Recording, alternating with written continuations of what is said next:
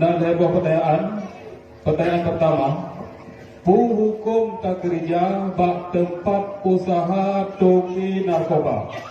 Lagi contoh bak toko ataupun bak galer dan sebagainya. Yang pertanyaan pertama.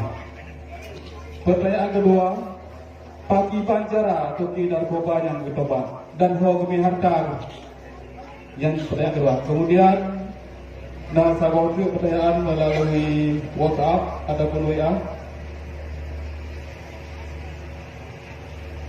Pertanyaannya adalah, bagaimana pandangan agama Islam tentang wanita yang berkarir?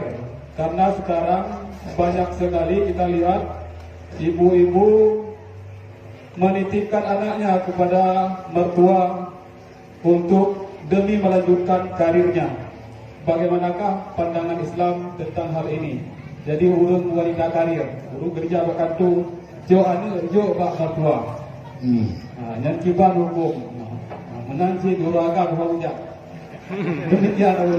Assalamualaikum warahmatullahi wabarakatuh. Waalaikumsalam.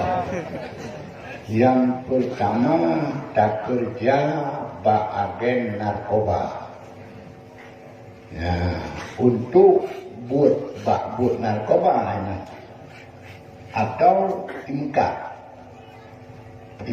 narkoba yang harus bekerja. Harus. Cuman diawak narkoba jino imkat dengan modal pulau tanah hias. Narkoba harus kena. Jadi baik mekatnya kau bersama cantiknya kepangkai dia tak tanah hias pulau. Kerjanya yang jujur. Tapi yang kerja bak narkoba jujur. Narkoba itu dalam belakang. Tak kerjanya dia penuh jujur.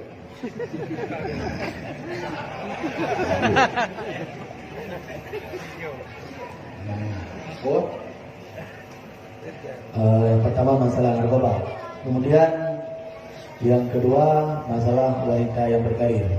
Narkoba ini. Narkoba. Narkoba urus narkoba, yang harga narkoba. Abu bacut, mungkin lo sama bacut tentang hal yang tanya mungkin agak awam karena pengen sebut ataupun ke. Jadi nahu yang tegah tanya hana perlu depu, dia kerja.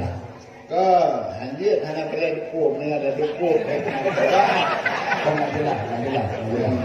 Jadi yang jelas. Ya, pengen dibelawat dan belah. Kemudian hijau katanya untuk mau. Tidak dukung pengen narkoba.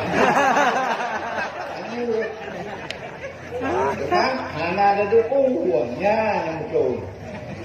Oh. Tapi baik orang buat kedua, anak kedua tu. Jelas anak kedua. Karena ini napen, tak ibu Lampung si, nak narkoba. Jadi yang buat anaknya, yang anak kedua, yang dia tertun. Tak. Cerita Abu Sambung mana keti yang toke sabunya kongsi dua. Kongsi zero toke sabu, zero tu kan toke sabu. Di kerja tanya, di mana? Yang kan apa tumpuk si rumah,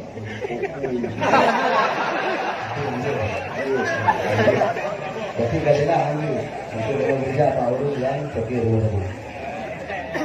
Silangnya ada betul. Memang kita coba, betul coba. Artinya apa ni? Kamu betul coba. Betul. Cara artinya betul. Kubena harta tapina dari milik ini. Senang. Cok harta untuk masalah muslimin. Pegat jalan, pegat WC, pegat rumah, guru balik. Akhirnya lakian pun bawa.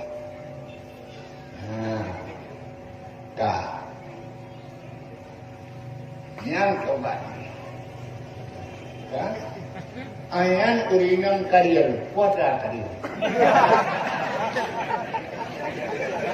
Uringan yang kadang-kadang sering tampil pada tempat acara, mungkin lagi contoh artis-artis, mungkin lagi kan. Jadi urinong yang tenaga goknya dipakai lego. Bagaimana wajah? Jadi lebih pada sahib soal.